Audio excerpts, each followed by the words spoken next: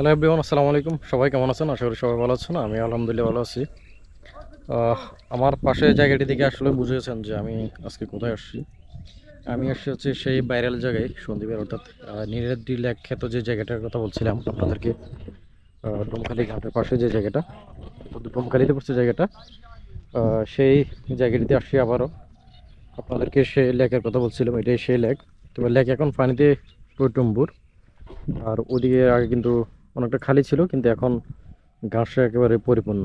অর্থাৎ আগের চেয়ে এখন আরও অনেক বেশি সুন্দর লাগে বললেই চলে, যেহেতু লেকের পানিতে টইটুম্বুর।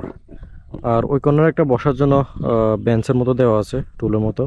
যারা হচ্ছে ঘুরতে আসেন, আপনারা চাইলে ওখানে বিকেলবেলা বসে হচ্ছে ফ্রেন্ডদের সাথে আড্ডা দিতে পারেন, ঘুরতে পারেন, ছবি তুলতে পারেন, গল্প করতে পারেন। আর এখানে আসলে আপনি এখান থেকে চারিদিকের যে প্রাকৃতিক সৌন্দর্য, সেটা আপনারা উপভোগ করতে পারবেন। আর এখানে আসলে হচ্ছে আপনারা মহিষের পাল দেখতে পারবেন। যদিও আগে ছিল না, তবে এখন অ্যাভেলেবেল দেখা যাচ্ছে। অনেক দূর দূরান্তে অনেক মহিষের পাল দেখা যাচ্ছে। এর পাশে হচ্ছে ডোমখালি ঘাট। আর ঠিক এই কর্নার হচ্ছে মিরেশ্বরা যে ইকোনমিক জোনটা আছে, সেই জায়গাটা। অর্থাৎ এখন যেহেতু শীতকাল, কুয়াশাতে আচ্ছাদিত, সেজন্য হয়তো ইকোনমিক জোনটা এখান থেকে তেমন একটা ক্লিয়ারলি বোঝা যাওয়ার কথা না। আর আপনাদেরকে আমি যে টিলাটার কথা বলছিলাম, এটা হচ্ছে সেই টিলাটা। আর এটা হচ্ছে সেই লেক।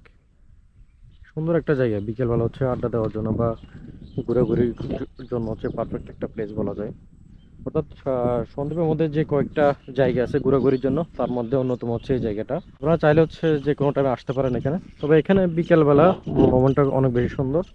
আর এখান থেকে হচ্ছে আপনি জোয়ার ভাটা উপভোগ করতে পারবেন চাইলে। অর্থাৎ ওদিক দিয়ে যে ঘাট আছে, ঘাটের ওই দিক দিয়ে গিয়ে হচ্ছে আপনি জোয়ার ভাটা এখান থেকে উপভোগ করতে পারবেন। আর বর্ষাকালে হচ্ছে এটার সৌন্দর্য আরও দ্বিগুণ হারে বৃদ্ধি পায়, কারণ হচ্ছে বর্ষাকালে একেবারে পানিতে টইটুম্বুর থাকে। এরপর হচ্ছে এখানে যখন হচ্ছে ধান চাষ করা হয়, তখন হচ্ছে একদম সবুজের সমারোহতে আচ্ছাদিত থাকে বললেই চলে। আর এখন যেহেতু ধান কাটার মৌসুম, ধান পেকে গেছে, সেজন্য হচ্ছে হয়তো এখানকার দৃশ্য আগের মতো তেমন একটা বোঝা যায় না। ভিউয়ার্স, আশা করি আপনাদের কাছে ভালো লাগবে। আপনারা আসবেন এই জায়গাটিতে, ঘুরবেন, ফ্রেন্ড সার্কেল নিয়ে আসবেন।